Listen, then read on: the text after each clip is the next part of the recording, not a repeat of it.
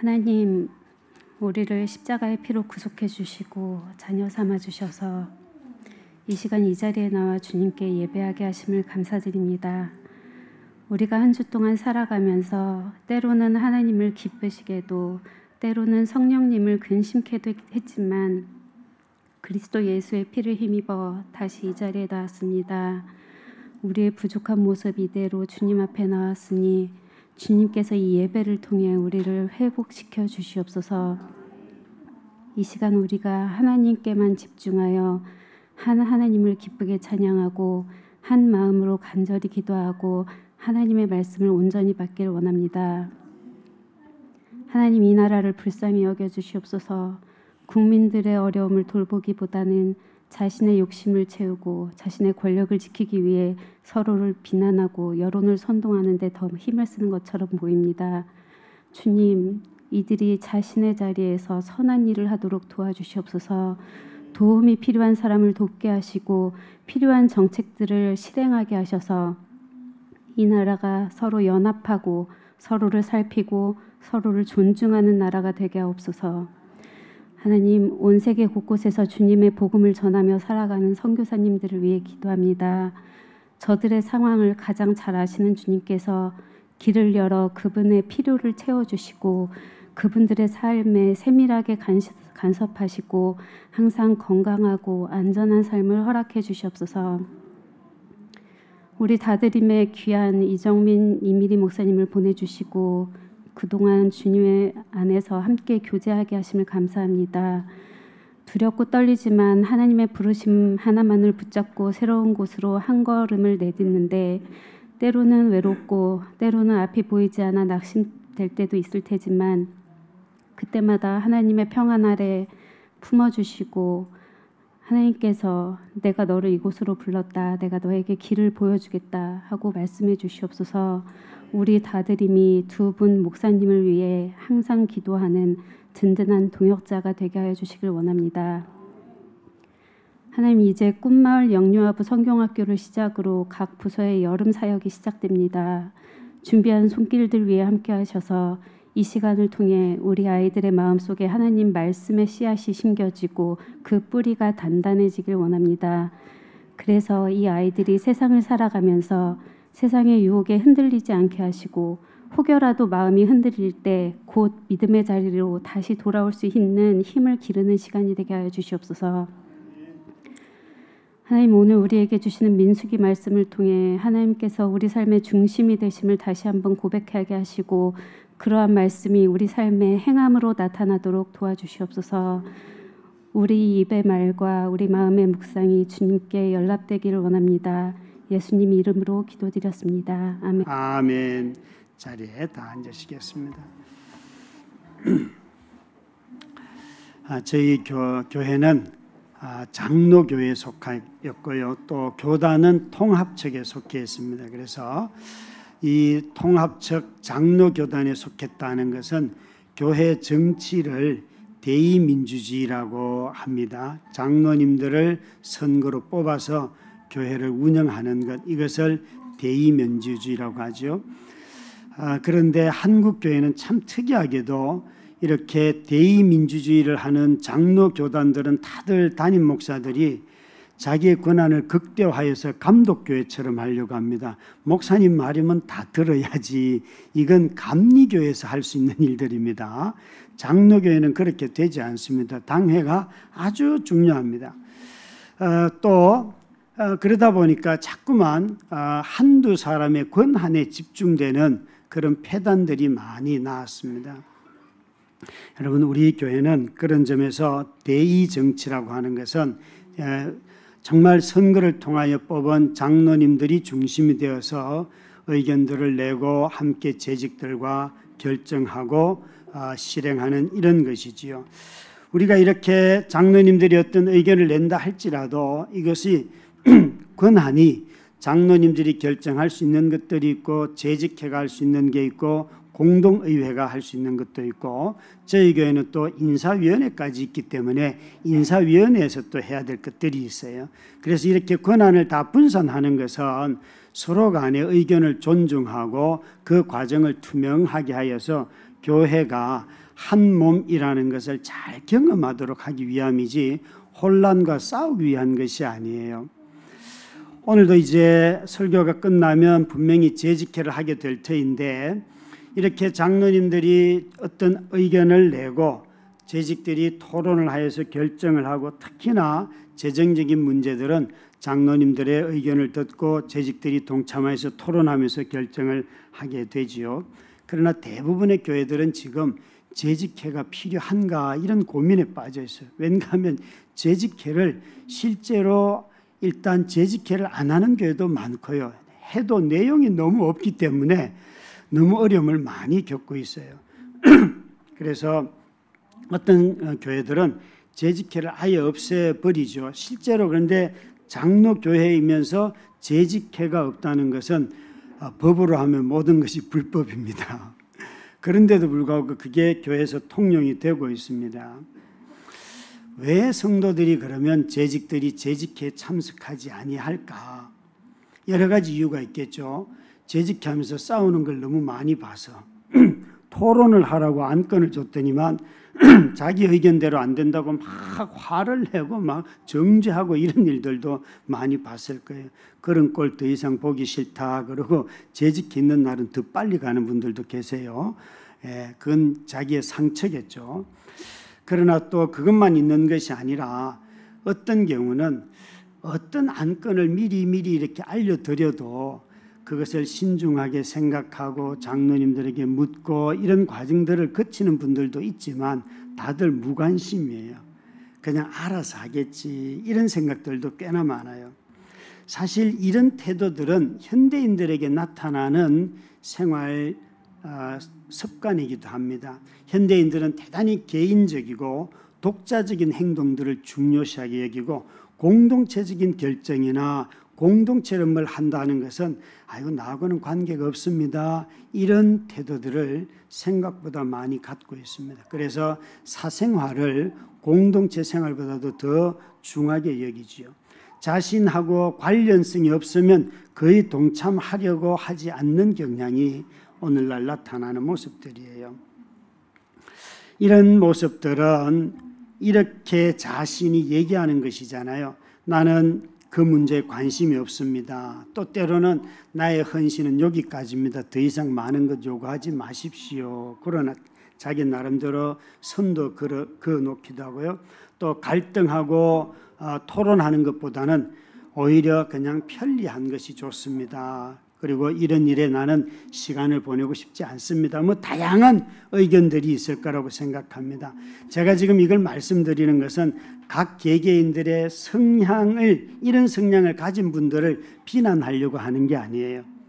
비난이 아니고 어떤 일을 볼 때에 어떤 일을 결정할 때에 그것이 재직회에 참석하든 참석하지 않든 어떤 중심을 가지고 참석한 사람들은 결정을 하고 참석하지 않는 사람들은 어떤 중심을 가지고 그 일을 참석하지 않는 것에 대해서 물으려고 하는 것입니다. 정말 다시 말씀드리지만 그런 성향을 가진 사람들을 비난하려고 하는 것이 아니라 내가 어떤 일에 참여할 때 내 중심이 어디에 있는가, 내 마음의 중심을 무엇이 차지하고 있어서 이런 공동체적인 중요한 결정에 대해서도 나는 참여해서 어떤 의견을 낼 때도 그 중심이 뭐냐는 거예요. 의견을 낼 때도 그 중심이 뭐냐. 그리고 의견을 내지 않고 이런 일들을 무시할 때도 그 중심은 무엇인가 하는 것을 제가 묻는 것입니다. 정말 재직회에 참여해서 의견을 내시는 분들은 어떤 중심, 자기 마음을 지배하고 차지한 것이 무엇이기 때문에 그 이야기를 하게 될까요? 아마 어떤 사람들은 자신이 굉장히 논리적이고 말을 잘하고 설득을 잘하고 상황 판단을 잘하기 때문에 그런 의견을 내면서 내가 참 저 사람들보다 똑똑해. 자기 자신의 어떤 프라이드를 높이는 사람도 있습니다. 또 아니면 사람들로부터 자기 의견이 받아들여질 때에 이 공동체가 나를 존중해 주네. 그것이 의견을 내는 그런 동기가 될 수도 있습니다. 그 중심이 그렇게 형성이 된다는 거죠. 그러나 재직회에 참여하지 않고 가시는 분들은 참여하지 않는 그 중심에 또 무엇이 있을 거라고 봅니다.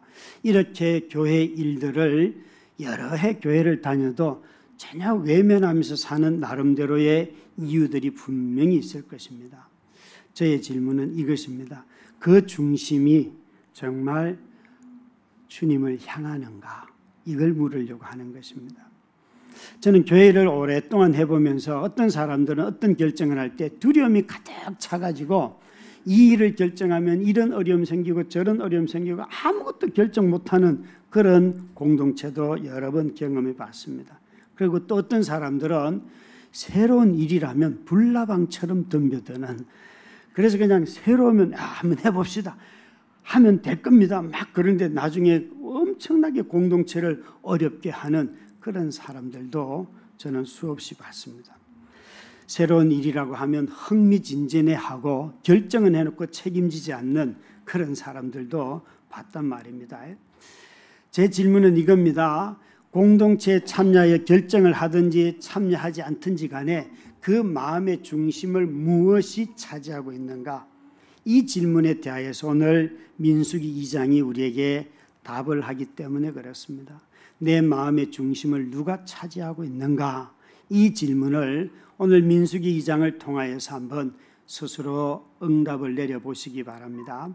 우리가 조금 전에 읽었던 2장 1절부터 2절 말씀을 다시 한번 읽도록 하겠습니다. 같이 읽겠습니다. 여호와께서 모세가 너에게 말씀하여 이르시되 이스라엘 자손은 각각 자기의 진영의 군기와 자기의 조상의 가문의 기호 곁에 진을 치되 회막을 향하여 사방에 진을 쳐라. 자, 이 민수기는 특별히 2장은 진을 치고서 머물 때에 동서남북 사방에 다 진을 치는데, 그러나 진을 치는 방향은 반드시 회막이어야 한다, 그렇게 말씀을 하고 계세요. 광야의 삶을 이제 시작하는 이스라엘 백성을 향하여서 진을 칠 때 각각의 정해진 자리에, 그러나 방향은 회막문을 향하여서, 회막을 향하여서 진을 치라라고 하는 이 말씀은 광야살이의 중심이 반드시 그 성막을 향하여 있어야 한다는 것이에요. 우리가 하나의 공동체로 다 모여 있어도 이스라엘이 야곱의 12지파 자녀로서 12지파에 속하여 있더라도 너희들의 삶의 방향, 진을 치는 방향은 반드시 성막을 향하여 한다라고 말씀하시는 거예요. 오늘 우리의 삶으로 말한다면 가정생활의 중심이 부부가 해야 되지만 그 마음의 중심은 반드시 하나님을 향해야 한다. 직장생활에 속하여 직장생활을 하지만 그 마음의 중심은 하나님을 향해야 한다. 교회도 마찬가지, 우리가 다 모여서 우리가 서로를 향하는 것만 있는 것이 아니라 하나님을 향하여야 한다. 너희들의 마음의 중심에는 하나님이 우선되어야 한다, 이 말씀을 하신다는 거예요. 지난주에 민수기 1장을 하면서 하나님이 12지파를 통하여서 어떻게 자신이 약속한 것을 이루셨는가, 과거에 하나님이 정말 신실하게 하셨다는 것을 말씀드렸어요. 여러분, 광야의 삶은 다 어려운 삶이에요. 그런데 이 어려운 삶을 극복해가는 중요한 첫걸음은 과거의 내 삶 속에 하나님이 너무너무 신실하셨다는 것을 되돌아보는 거예요. 시편의 다윗도 자신의 삶이 어려웠을 때 하나님이 옛날에 나를 이렇게 인도해 주셨는데요, 그러면서 과거에 하나님의 하신 일들을 떠올리면서 그 고난을, 고통을 이겨나가요. 여러분, 우리의 삶이 어려울 때에 지금 어려운 건 맞아요. 그러나 과거의 삶 속에 하나님의 선하신 일들이 너무너무 많기 때문에 현재를 보지 않고 지난날 행하신 일들을 보면서 추억하면서 그 시기를 지나왔던 것입니다. 이 민수기 1장에 이스라엘 백성들을 향하여서 내가 너희를 어떻게 구원했고 광야에서 여기 와서 언약을 맺었는지 말씀해 주셨어요. 그런데 2장을 시작하면서 이제 광야에서 해야 할 아주 중요한 것은 인구를 조사하고 난 뒤에 어떻게 진을 배치해야 되는가라고 하나님 말씀하시면서 회막을 향하여 사방에 진을 치라. 항상 그들의 중심에 무엇이 누가 계셔야 하는가 하면 하나님이 계셔야 한다는 것이에요. 여러분, 이것은 대단히 중요한 한 가지 진리를 우리에게 가르쳐주고 있습니다. 여러분, 가만히 이 생각을 해보시면 돼요. 우리 모두가 다 하나님 백성다운 것을 말할 때에 나의 행동을 보면서 야, 저 사람 참 하나님 백성다워 이렇게 말씀하세요? 아니면 하나님이 내 안에 계셔서 저는 하나님의 백성이에요 라고 말씀하세요? 오늘날 많은 사람들은 누군가를 보면서 당신은 참 하나님 백성답습니다 이 얘기할 때 하나님이 계시는 것을 말하는 것이 아니라 그 사람의 행동을 보고 말하는 일들이 너무 많아요. 그런데 이 본문은 그렇게 말하는 것이 아니라 하나님은 자기 백성 한가운데 계신다는 거예요. 그래서 우리가 하나님의 백성이 되는 거예요. 여러분들, 오늘날은 기독교인들이 하도 공적인 영역에서 욕을 많이 먹기 때문에 이렇게 말하면 동의를 안 하려고 해요. 사람들이 눈빛이. 그래도 기독교인다운 행동을 해야지. 뭘 하면 기독교인다운 행동이겠습니까? 뭘 하면? 사람마다 그 기준이 얼마나 다 다른지. 어떤 사람들은 정말 어려운 사람, 제가 아는 목사님 중에요, 어려운 노숙인들을 보면 자기가 아내가 그 생일날 선물로 사준 외투도 벗어서 주는 목사가 있어요.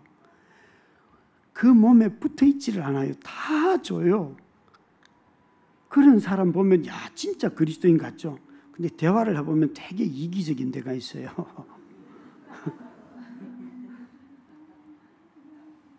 뭘 가지고 그렇게 하실래요? 여러분, 아니요, 여러분.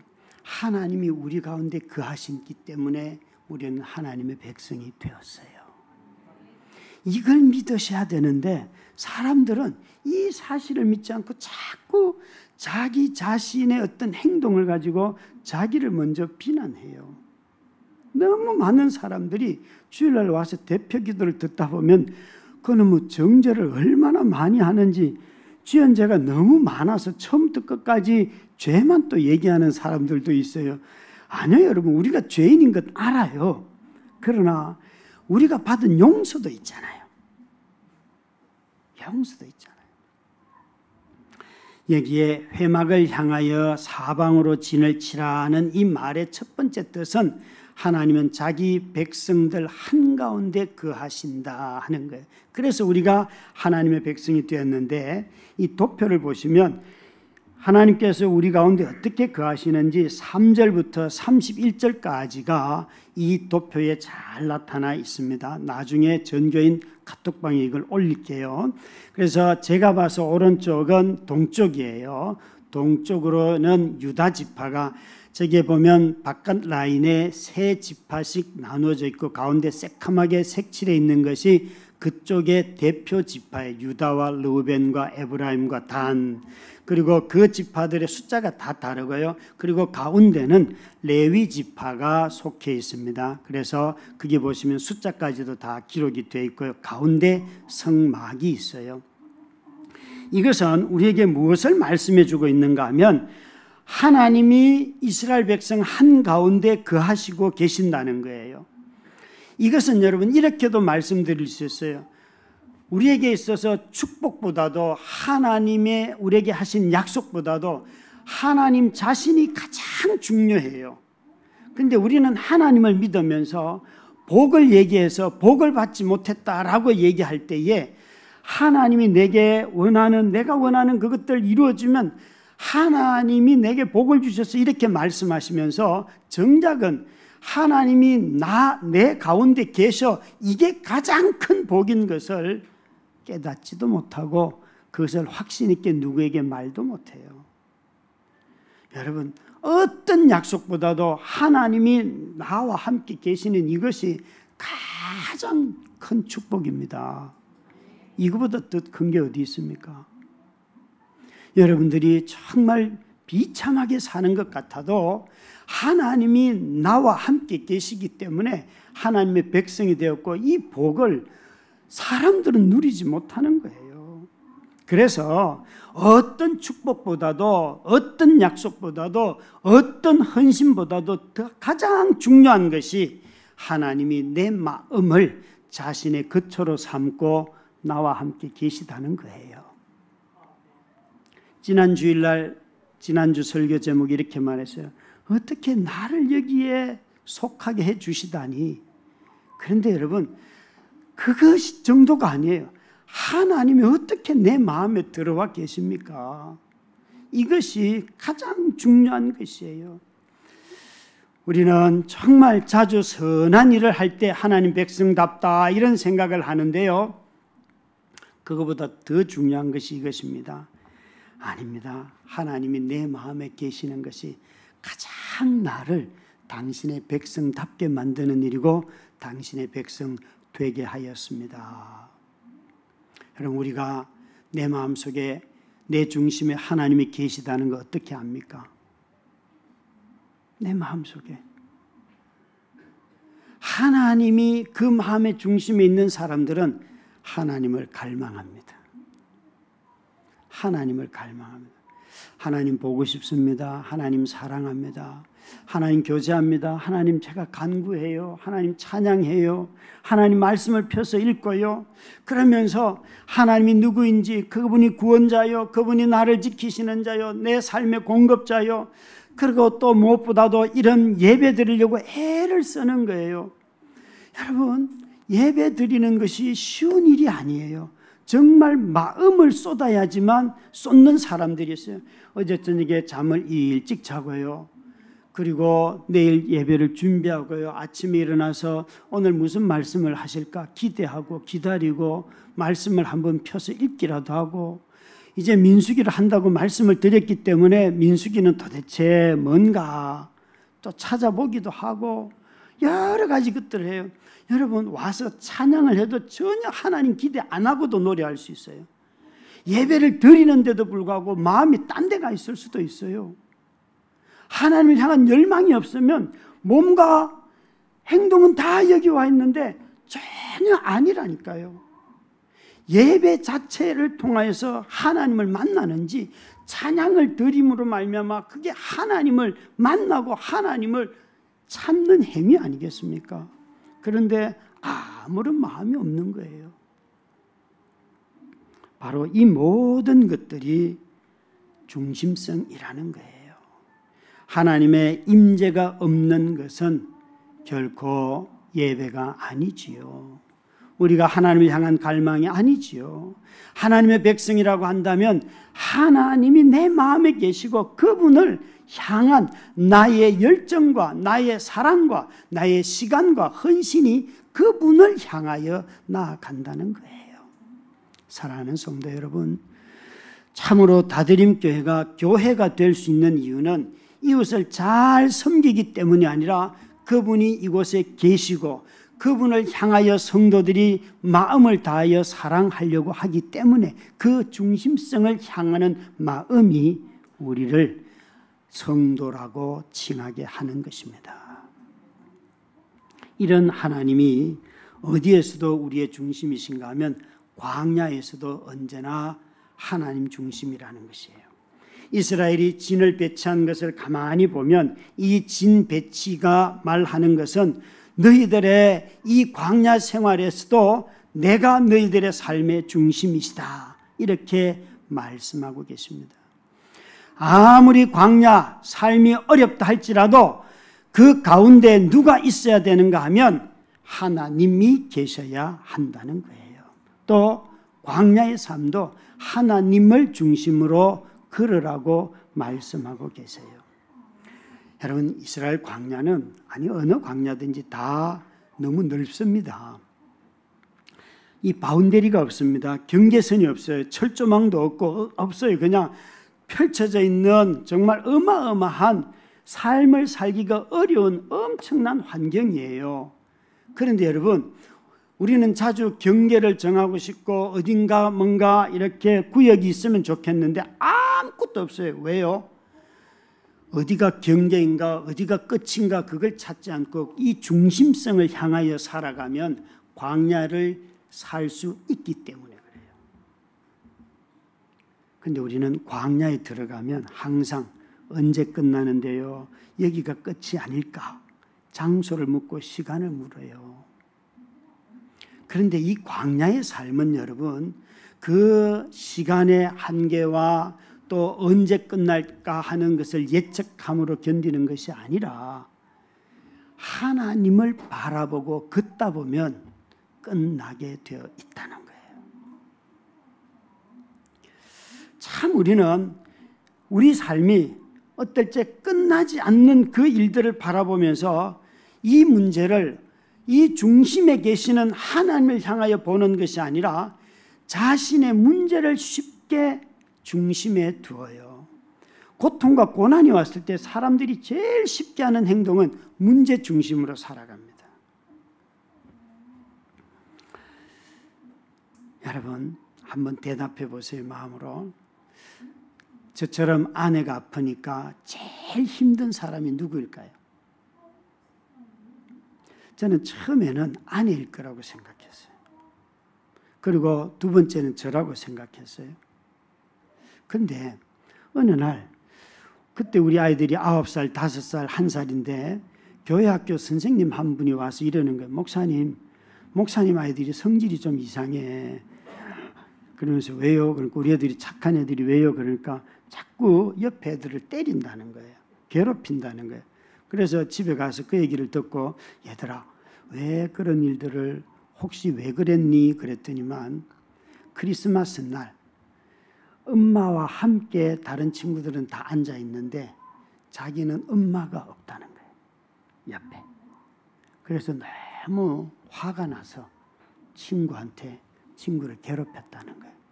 그 얘기를 딱 듣는 순간 아, 이놈들이 지금 힘든데 표현을 못하는 거구나. 여러분 부모가 아프면요 또 여러분 부부가 싸우면요 제일 힘든 사람은 부부일까요? 자식들일까요? 부부는 자기들끼리 마음대로 표현해요. 막 욕도 하고 막 어쩌 죽이니 살리니. 그런데 애들은요 겁이 나가지고요 아무도 말도 못하고요 구석에 처박혀 가지고 있어요. 그래서 여러분 아이들 앞에서 싸울 때 꼭 이렇게 말씀해 주시면 얘들아 엄마 아빠가 지금 무슨 일로 싸우는데 너희들의 문제가 아니니까 계속 잘 놀아라. 그리고 싸우면 애들은 겁이 없어요. 안전해요. 그런데 그런 얘기도 안 해주고 계속 싸우면 엄마 아빠 우리가 잘할게 막 이런 얘기 들어요. 그게 아니에요. 그래서 아이들을 데리고 여행도 다니고 가는데 그때 그 이후에 우리 윤영이가 9살 때 엄마가 쓰러졌는데요. 13살 때쯤 제가 딸이 하도 코코아를 좋아하기 때문에 커피숍에 데리고 가면서 윤영아 너도 힘든 거 있으면 아빠한테 얘기해. 그랬더니만 아빠 사실은 나 너무 힘들어. 얼마나 울었다고요. 중학교 3학년 때 중3 동안 이렇게 친하게 지낸 친구들 3명만 선택해라. 아빠가 다 비용 다 돼서 제주도 여행 데리고 가마. 아빠는 가서 운전만 해주마. 그랬더니 큰딸이 자기 친한 친구 셋을 택하였어요. 가서 정말 그 아이들 데리고 제가 여행 투어를 다 해주고 일정은 너희들이 짜라. 아빠는 운전만 해줄게. 그러고 하는데 제가 언젠가도 말씀드렸지만 다시는 여자들하고는 안 간다. 가서 무슨 뭡니까 드라마 세트장 가서 옷 갈아입고 벗었다가 옷 갈아입고 한복 그것만 하루 종일 하고 있는데 그 아름다운 제주도는 언제 보냐고요. 그랬는데 감녕 미로공원에 가가지고 그것도요 제가 보기에 다 어딘지 알겠어요. 그런데 얘들은 갔다 나왔다 계속해요. 그런데 거기서 우리 딸 친구가 이러는 거예요. 목사님 윤영이 언제 우는 줄 아세요? 이래요. 언제 우니? 그랬더니 노래방 가면 울어요. 그래. 그때 알았어요. 이 아이들도 울면서 크는 거예요. 여러분 정말 어떤 문제에 빠지면 내가 제일 힘든 줄 알았어요. 그런데 조금만 눈을 열어보면요 표현 못하는 어린 것들이 제일 힘든 거예요. 제일 힘든 거예요.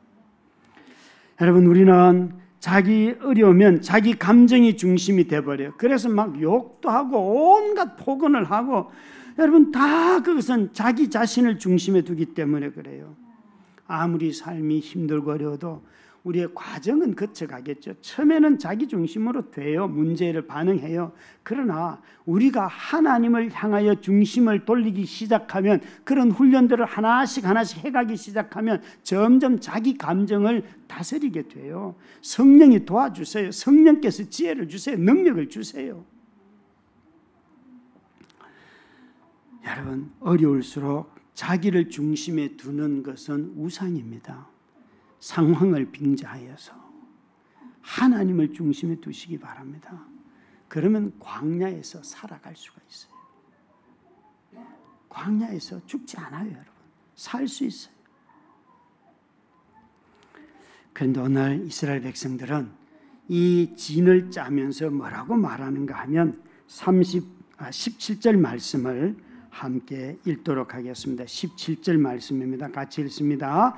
그 다음에 회막이 레위인의 진영과 함께 모든 진영의 중앙에 있어 행진하되 그들의 진친 순서대로 각 사람은 자기의 위치에서 자기들의 길을 따라 앞으로 행진할지니라. 이 행진을 하는 것이 나오는데요. 이 행진에 대해서 뭐라고 설명하는가 하면, 진 중앙에 있어 행진하되 레위인들은 진을 친 순서대로 각 사람은 자기 위치에서 앞으로 따라 행진할지니라, 이렇게 말하였어요. 이 두 사진을 한번 보시기 바랍니다. 어떻게 행진을 하는가 하면 성경학자들이 약간의 해석의 차이가 있어요. 요 두 가지가 다 가능한데 17절 말씀을 읽으면 여러분 보시기에 오른쪽에 있는 저 영어로 되어 있는 거 있잖아요. 그리고 가운데 제가 레위인이라고 동그라미를 적었어요. 어떤 사람들은 1번 진, 2번 진 다음 중간에 레위인이 들어가 있다, 그렇게 생각하는 사람도 있고, 어떤 사람들은 이제 왼쪽에 있는 것은 저렇게 칸이 막 3개씩 4줄로 되어 있는데 맨 앞에 보면 제사장이 언약궤를 메고 앞에 가고, 그 다음에 유다 지파가 있고, 그리고 그 사이에 게르손 므라리 자손이 있고, 그리고 르우벤 자손 기에 속하는 사람들 나오고 난 뒤에 고핫 자손이 성물들을 지고 가는, 언약궤를 제외한 나머지를 지고 가운데 가는, 이렇게도 이해할 수 있어요. 실제로 이 두 가지는 다 가능합니다. 그래서 민수기 10장 33절부터 34절에 보면 이렇게 어떻게 진이 가고 있는지를 설명을 하는데, 그들이 여호와의 산에서 떠나 3일 길을 갈 때 여호와의 언약궤가 그 3일 길 앞에 앞서가며 그들의 쉴 곳을 찾았고, 이 언약궤가 적어도 본진보다도 3일 길 앞서가면서 어디에 쉴 장소인지를 찾고 그들의 인도자였다는 거예요. 이게 이제 가는 방법인데, 그것이 무엇이든지 간에 지금 이 성경은 이렇게 말하고 있어요. 하나님을 섬기는 레위 지파가 행진할 때에도 가운데 있다. 중심이다. 머물 때에도 중심에 있지만 행진할 때에도 이 레위 지파를 중심으로 하여서 걸어갔다. 지금 그렇게 말하고 있습니다. 이 진을 배치한 것은 20세 이상의 건장한 남자들이잖아요. 이것은 전쟁하기 위한 진 배치예요. 고대 사회에서 진을 배치할 때, 전쟁의 진을 배치할 때에 제일 가운데 누가 있습니까? 제일 가운데 왕이 있습니다. 왕이. 그러니까 이것은 하나님께서 행진할 때 너희가, 싸움에 나갈 때 너희가 누구를 가운데 모셔야 되는가 하면 하나님을 모시고 가야 된다. 하나님이 가운데 있어서 하나님이 가라고 하면 가고, 왕이신 하나님이 멈추라고 하면 멈춰야 된다 라고 지금 말씀하고 계세요.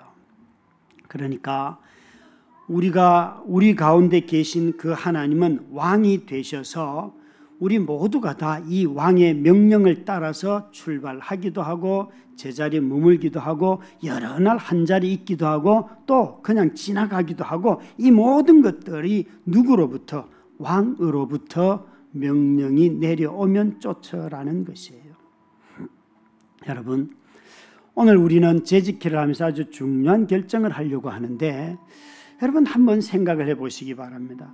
이 교회의 왕이신 하나님께서 우리에게 무엇을 말씀하실까요? 저의 초점은 이겁니다. 하자 말자가 아닙니다. 우리 성도들이 이런 중요한 사안들을 놓고 하나님이 우리에게 뭐라고 명령하시는지 우리 모두가 다 그 마음에 그분의 명령하시는 음성을 들어야지 개척을 하라 그러면 개척을 하고 하지 말라 그러면 하지 말고 지원을 하라 그러면 하고 하지 말라 그러면 하지 말고 우리가 성품이 너그러워서도 아니고 우리와 이분이 관계를 맺어서도 아니고 정말 하나님께서 이 공동체의 교회에 뭐라고 말씀하실까? 우리가 아무리 가난해도 하나님께서 교회를 개척하라 하시면 개척을 무시하거나 혐오하고 또 중요하게 여기지 않는 이 시대에도 반드시 개척을 해야겠지요. 또 우리의 삶도 살기 어렵고 힘든에도 불구하고 너의 아픔을 내려놓고 헌신하라고 왕이 명령하시면 그 명령을 따라가야겠지요. 여러분, 이스라엘 백성들은 공동체 전체가 이렇게 순종하였다는 것이에요. 참으로 하나님의 교회가 하나님이 임재하고 계시는 교회라고 한다면 왕이신 그분의 음성을 듣고 우리가 왕의 명령을 따라 행하는 다드림 교회가 되기를 주의 이름으로 축원합니다. 뿐만 아닙니다. 이 이스라엘 백성들을 이렇게 머물 때도 하나님 중심입니다. 이것은 34절 말씀입니다. 함께 이 34절 말씀을 한 번 더 읽도록 하겠습니다. 이스라엘 자손이 여호와께서 모세에게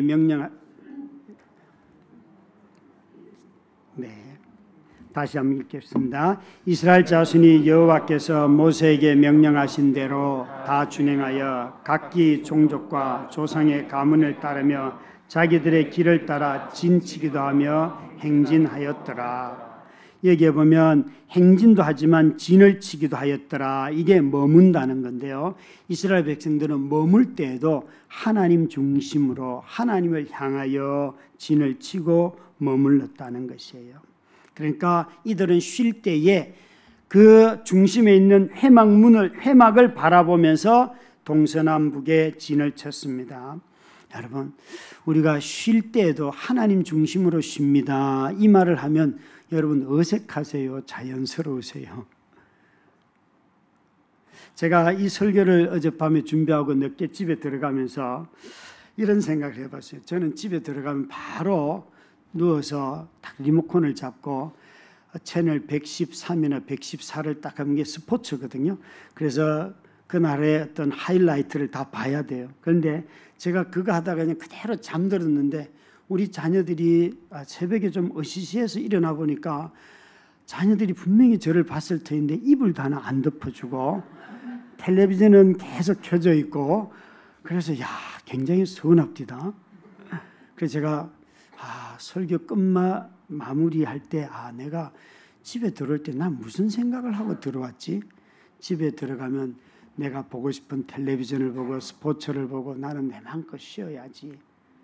뭐예요? 여러분, 가장 자기 혼자 있는 은밀한 장소가 가장 자기 욕구 중심으로 돌아가지 않아요? 내가 하고 싶은 거 다 하는. 그래서 어떤 사람들은 자기의 그 은밀한 것과 공개되어 있는 것이 너무 달라. 안 보여줘. 제가 가만히 집에 들어가면서 하나님을 생각을 했나? 집에 가서 쉬어야지. 집에 가서 나도 보고 싶은 거 내가 봐야지. 그런 마음 가지고 들어갔지. 하나님은 생각도 없었어요. 내가 이렇구나. 여러분 휴가 갈 때 하나님 생각하면 왠지 가지 말라고 그러실 것 같죠? 그래서 그분에게 묻지 않는 것이 오히려 근데 여러분 왠지 하나님한테 물으면 얘야 너 지난달에도 갔는데 또 갈래? 뭐 이러실 것 같아서 우리 하나님이 잘못한 것에 대해서도 오래 참아주시는데 뭐 어쩌다 한 번 지난달 갔는데 이번 달 또 간다고 해서 너는 너무 향락을 좋아한다. 이렇게 말씀하실까 봐 묻지도 못하고 그냥 슬그머니 가는, 그게 아니라고요. 여러분, 이스라엘 백성들이 머물렀던 거 가만히 쉰 거 보면 안식일은 다 쉬었기 때문에 행진이 없어요. 그리고 밤에 행진했을까요? 안 했을까요? 거의 없어요. 구름 기둥이 가야지 가는데 불 기둥으로 그들을 보호했으니까 매일 밤마다 쉬었고요. 그리고 일주일마다 하루는 쉬었어요. 그때마다 이들이 무엇을 향하여? 여호와를 향하여. 하나님은 우리가 쉬는 것을 좋아하세요. 생각보다, 우리가 생각하는 것보다 훨씬 너그러운 분이라니까요. 제가 우리 장로님들에게, 지금 장로님들이 이 말씀을 잘 안 드렸는데 초대와 2대 장로님들에게 가끔 이런 말씀 드려서, 장로님들 52주 내내 교회 오면 성도들 시험 들어요. 그러니까 나는 52주 성수주일 했다 이런 거 있잖아요. 좀 적당히 가끔 어디 가기도 하고 해야지 성도들도 위로를 받는다니까요. 예? 자기 의가 돼요, 그게. 그래서 새벽 기도를 여러분 잘하고 뭘 잘하는, 그게 여러분 겸손으로 가는 길이어야지 자기의 행위가 남을 판단하고 신앙의 수준을 정하는 기준이 되어버리면 무서운 독소가 되는 거예요. 여러분, 하나님은 우리가 쉴 때에도 너희가 나를 향하여 쉬라. 내가 너희들을 풍요롭게 하고 시간도 허락하고 재물도 허락하고 어떤 형편도 하나님이 허락하지 않으면 우리가 쉴 수가 없잖아요. 그죠? 그 말씀을 지금 하고 계세요. 여러분, 이 주일에 안식하러 교회 오셨습니까? 쉼을 위하여서. 저는 제가 정말 설교를 준비하고 다시 잠들면서 아침 일어나 나올 때에 설교하러 간다 이런 생각으로 왔다는 것을 고백해요. 물론 제가 해야 할 일이기 때문에 그건 그렇게 말할 수도 있지만 저 또한 제 마음속에 쉬러 온다 이런 생각이 별로 없다는 거예요. 사랑하는 성도 여러분, 우리 모두는 다 자신의 욕구나 자신의 환경이나 어려운 고통이 언제나 자기 중심을 차지할 때가 있습니다. 다시 한번 하나님이 우리에게 묻습니다. 너희는 너희의 광야의 삶의 중심을 나를 향하여 서겠는가? 나와 함께 쉬고 나와 함께 걷고 내가 가라 그러면 가고 하겠는가? 라고 주님이 물어보십니다. 사랑하는 성도 여러분, 우리 다드림교회는 영원히 하나님을 중심에 모시고 살아가는, 또 교회를 이루는 우리가 되기를 주의 이름으로 축원합니다. 우리 함께